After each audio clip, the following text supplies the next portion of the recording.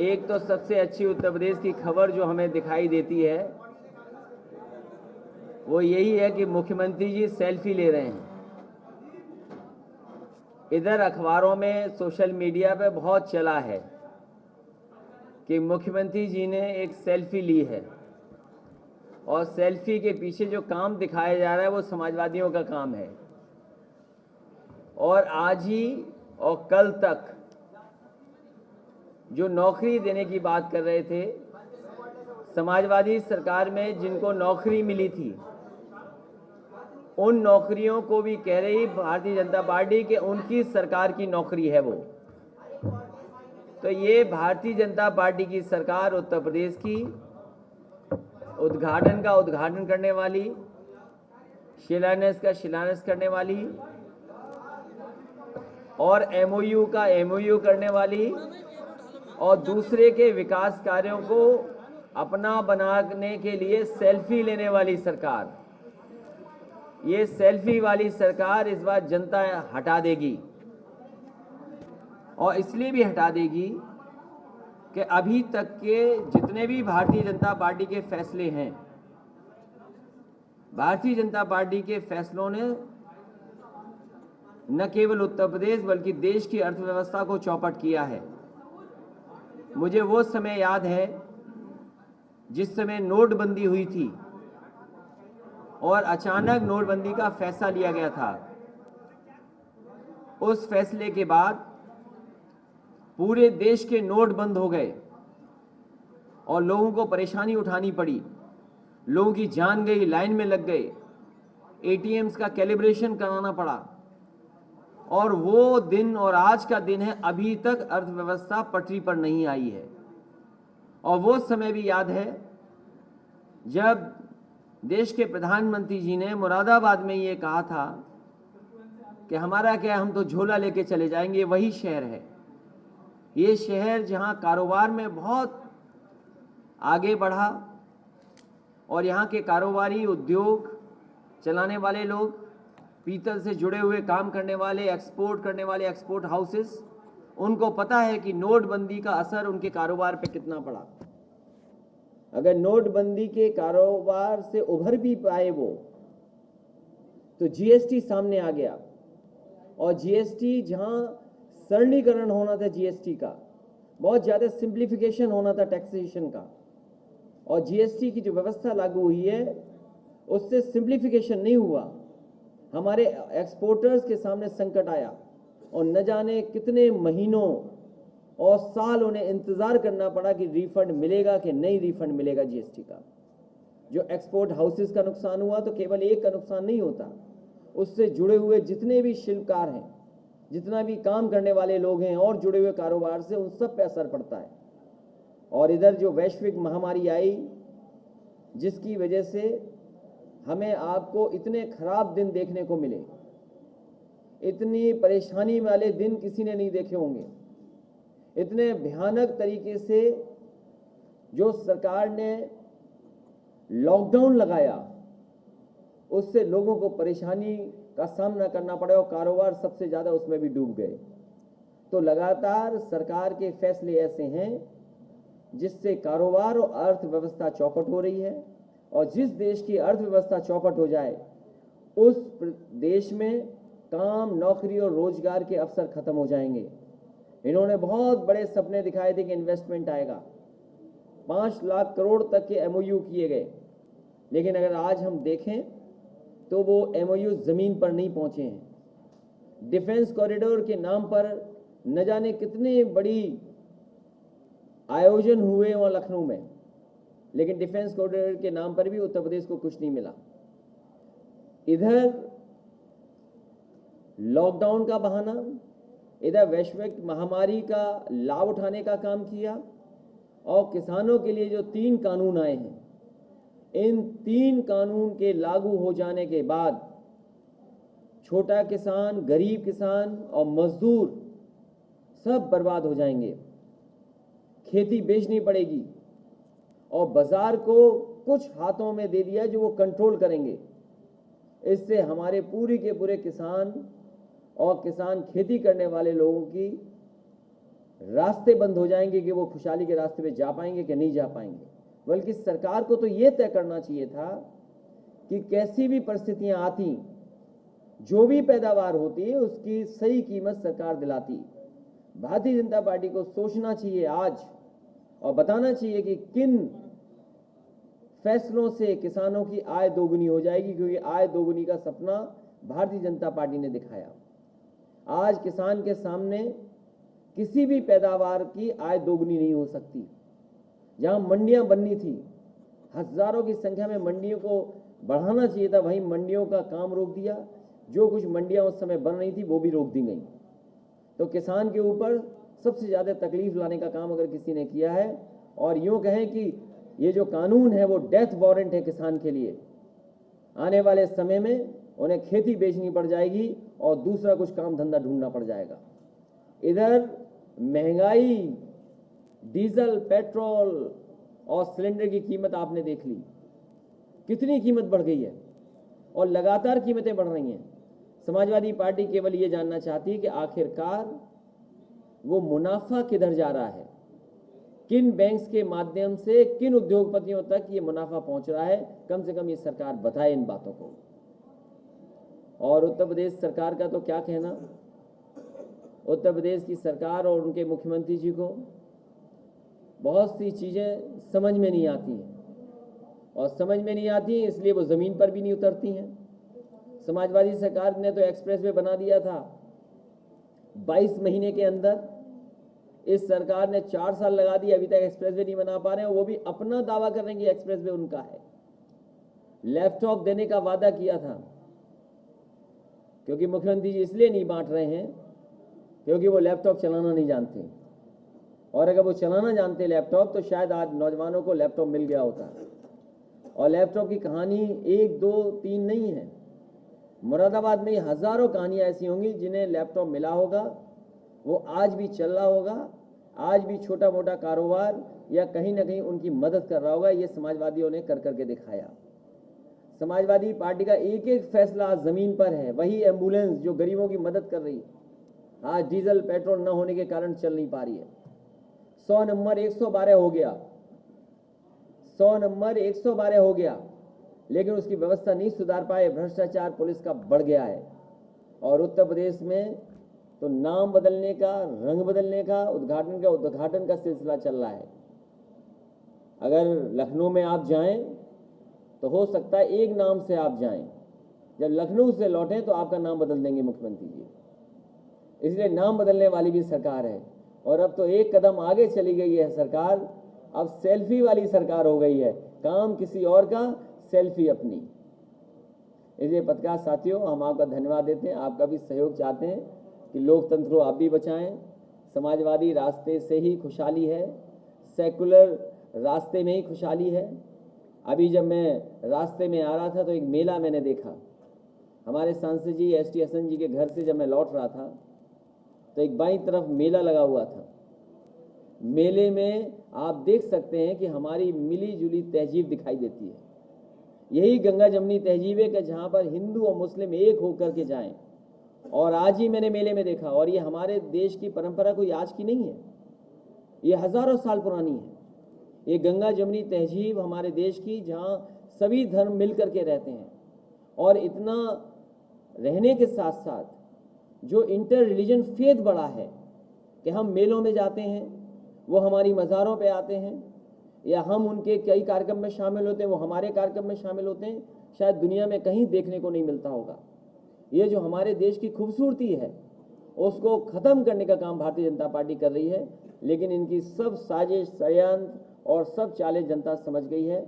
आने वाले समय में जनता इनको जवाब देगी, किसान जवाब देगा, मजदूर जवाब देगा, नौजवान जवाब देगा, माताएं बहनें जवाब देंगी, और पत्रकार लोग भी तैयार हैं इनको जवाब देने के लिए।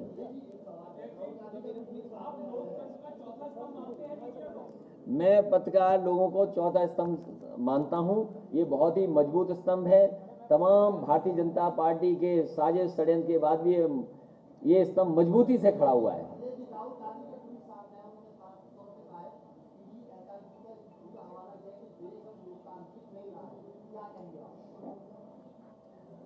देश के अंदर और खासकर उत्तर प्रदेश के अंदर कानून व्यवस्था नहीं पुलिस देख रही है।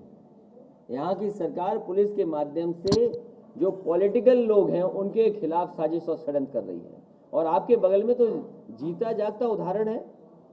अरे मोहम्मद आजम खान साहब के खिलाफ कितने मुकदमे दर्ज हैं? 1 2 3 नहीं, न जाने कितने मुकदमे दर्ज हैं। और फिर जिन अधिकारियों ने मुकदमे दर्ज किए हैं उनको गिफ्ट मिल रही है, उपहार मिल रहे हैं, कुर्सियां मिल रही हैं। तो सोचिए आप, तो लोकतंत्र कहां बचा है?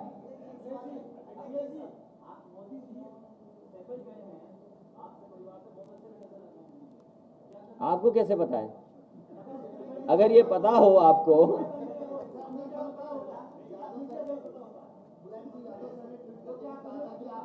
नहीं, इनका सवाल सुन लीजिए, इनका सवाल। अरे दोनों ही लड़ जाओगे तो एक का सवाल आने दो, पीछे नीले वाले का आने दो सवाल।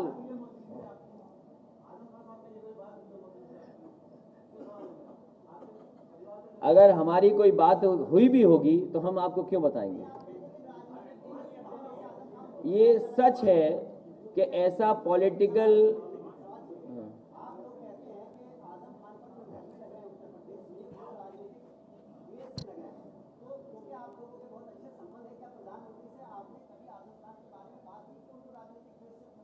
वही सवाल मैंने जवाब दे दिया आपको। और पूरी कानूनी लड़ाई और कागज की लड़ाई समाजवादी पार्टी उनके साथ खड़ी है।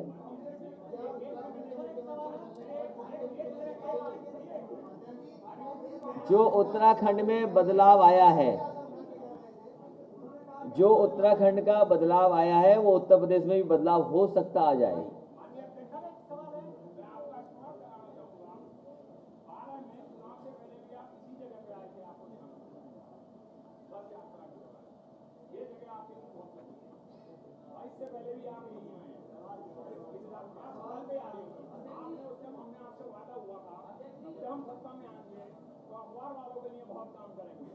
लेकिन 4 साल तक तो बहुत सही दिया, 5वां साल आते आते जो आपने एक्शन लिए तो सब फुटपाथ पे आ गए, बहुत बुरी हालत हो गई। पर भाई लागू बहुत जबरदस्त तरीके से उसके कर रही। वही लोग जो आज जिन महकमे में बैठे वही आप पे हैं, तो आप जब आएंगे तो इनके शासन के जो गलत काम है वो कौन से काम आप बंद करेंगे? जब तक आप वादा नहीं करेंगे लोगों से,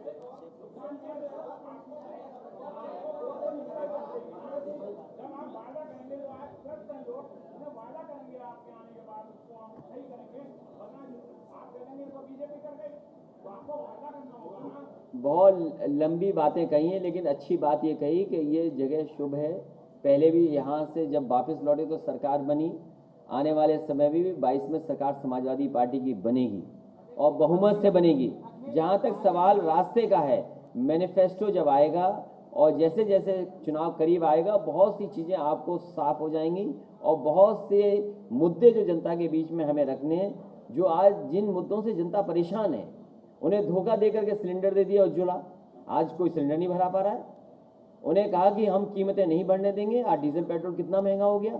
ये वही भारतीय जनता पार्टी के लोग हैं जो दूसरों पे आरोप लगाते थे कि डीजल पेट्रोल क्यों महंगा हो गया। ये आप लोग अपना आपस में बैठ के तय कर लो, सुझाव हमें दे दो, वही फैसला कर देंगे हम। समाजवादी पार्टी किसी भी बड़े दल से कोई गठबंधन करने नहीं जा रही है। समाजवादी पार्टी छोटे दलों को साथ लेकर के चुनाव लड़ेगी।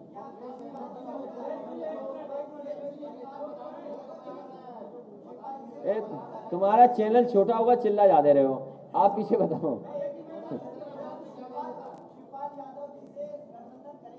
उनका भी एक छोटा दल है, उनका भी एक छोटा दल है।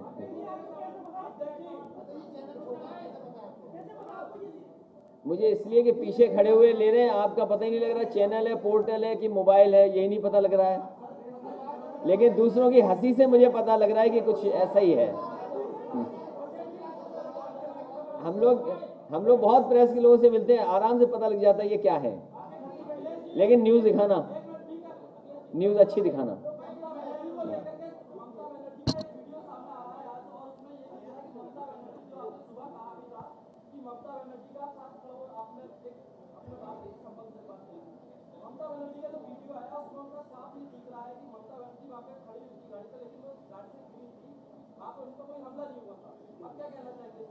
अगर आपको जानकारी हो तो पहले ही दिन मैंने ये कहा इस बात की जांच हो कि आखिरकार उनको चोट क्यों लगी है, और स्पष्ट हो इस बात के लिए, क्योंकि चुनाव इतना महत्वपूर्ण चुनाव है बंगाल का।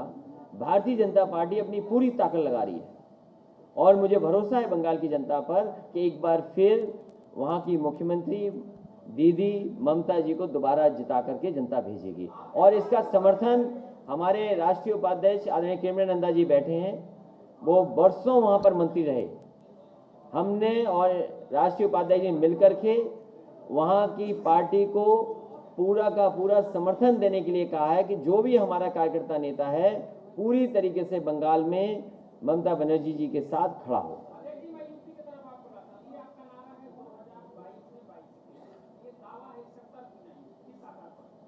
आप अपने मोहल्ले में जाएं और अगर 10 घर दाएं बाएं देख लोगे तो 2-4 लैपटॉप मिल जाएंगे आपको। और जो बल्ब आजकल जला रहे होगे 2017 से लेकर के अब कितना बिजली का बिल दे रहे हो आप? सड़क पे आप खड़े हो जाओ, 100 मिला लो चाहे 112 मिला लो, अगर पुलिस ना उठा ले जाए आपको तो बता देना हमें। और अगर चोट खा जाओगे सड़क पर तो कोई आपका साथी फोन कर देगा, वही एम्बुलेंस आएगी आपको अस्पताल पहुंचा देगी। अब भी और चाहिए कुछ और जानकारी? ठीक है, धन्यवाद। और अगर पत्रकार मरते थे तो सरकार से 20 लाख रुपए हम मदद करते थे। ये सरकार नहीं मदद करती पत्रकारों की भी। अगर कहीं जगह तुम्हें मिल जाए तुम आ जाओ यहाँ पे। ठीक है, जहां तक युवाओं की बात है, यही जो इतने लोग बैठे हैं, आपने हमारा पूरा नारा नहीं देखा, आपने नारा नहीं सुना हमारा नारा। हमने कहा कि युवाओं का, बुजुर्गों का हाथ और युवाओं का साथ। किसने फेंक दिया? वो नीला रंग था ना, लाल रंग पहन के आते तो ठीक रहता।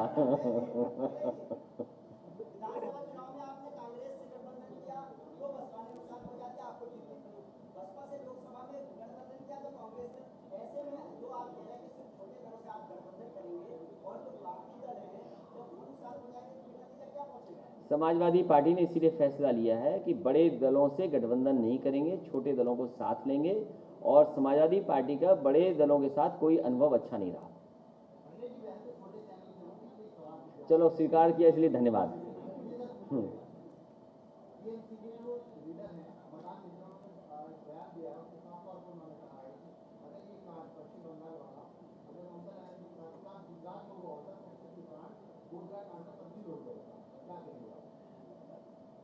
मैं केवल इतना ही कहूँगा कि बंगाल की जनता एक बार फिर ममता बनर्जी को जिता करके उन्हें मुख्यमंत्री पुनः बनाए।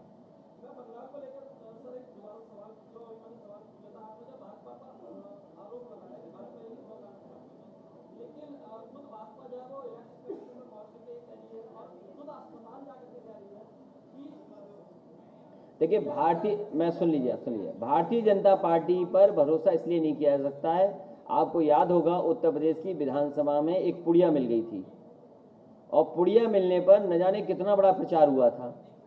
कई महीनों की जांच और साल गुजर गए। जांच जब हुई तो वो जो पुट्टी होती है, क्या होती है, लकड़ी में भरी जाती है, वो निकली उस पुड़िया में। तो क्या भरोसा करोगे भारतीय जनता पार्टी पे आप?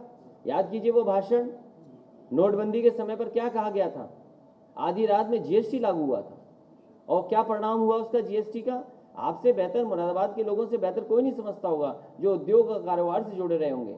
और आप लॉकडाउन में देखिए किस तरीके से लॉकडाउन हुआ, लोगों को सड़कों पे छोड़ दिया, मजदूर पैदल पैदल चले गए। 90 से ज्यादा मजदूरों की जान गई है। उन मजदूरों की अगर किसी ने मदद की तो समाजवादी पार्टी ने केवल मदद की।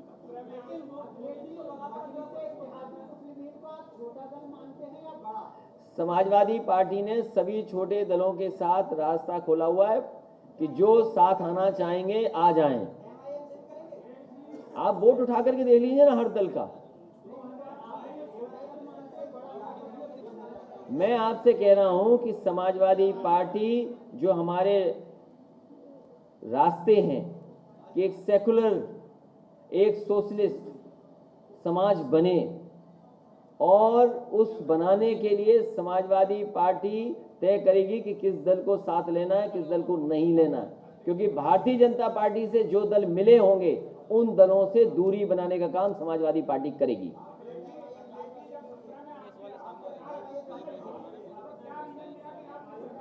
अब छोड़िए, बहुत बात हो गई, अब तो सरकार बनने जा रही है।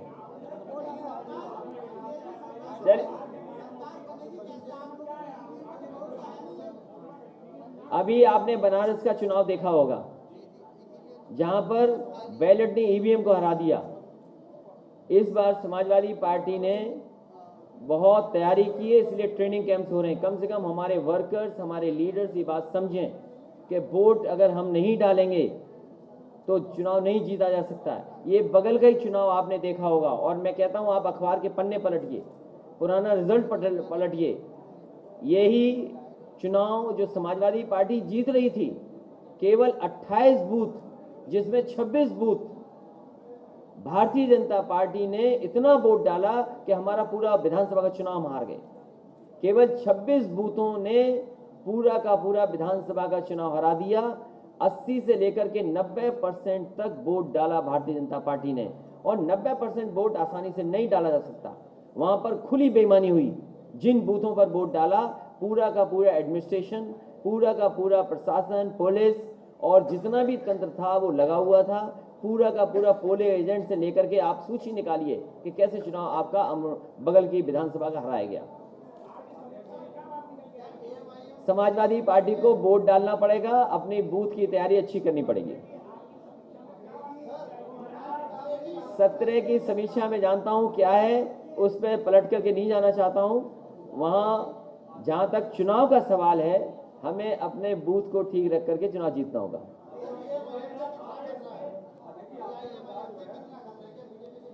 जो पार्टियां भारतीय जनता पार्टी के लिए काम कर रही हैं, उन किसी भी पार्टी से मिलने की जरूरत नहीं है।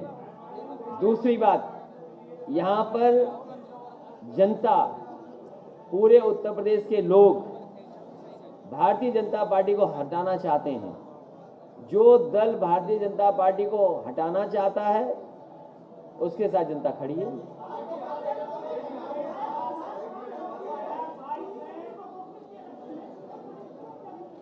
अब वो जो होगी, पार्टी फैसला करेगी, वो कार्रवाई होगी, वो आपको पता लग जाएगा कार्रवाई क्या हुई है।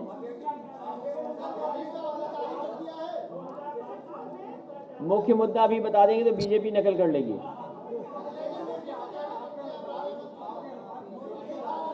रुक जा भाई, वो कुछ पूछ रहे हैं सवाल। पार्टी ने नोटिस दिया है। अब क्या नोटिस दिया, पार्टी जवाब तो आएगी, क्या जवाब मिलेगा उसमें? नहीं, सवाल हमसे पूछ रहे हो, सवाल कभी भारतीय जनता पार्टी के लिए भी तो पूछ लिया करो। क्या क्योंकि भारतीय जनता पार्टी का ही सवाल पूछोगे क्या बस? नहीं, भारतीय जनता पार्टी का नहीं पूछ रहे हैं कि भाई आपको नौकरी नहीं मिल रही है, डीजल पेट्रोल महंगा हो रहा है, वो सवाल ही नहीं है आपके लिए। पत्रकारों में मुकदमे लग रहे हैं, वो सवाल ही नहीं है आपके लिए। ठीक है, बहुत बढ़िया, हमें मीडिया के बारे में पता है, हमें पता है मीडिया के बारे में, इसलिए आपका धन्यवाद, आपका धन्यवाद।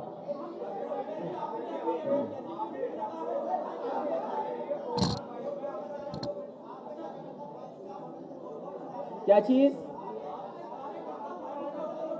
अरे कोई कार्यकर्ता नहीं, ये पुलिस वाले हो सकते, मैं इंतजाम नहीं दिखा पा रहे हैं। अरे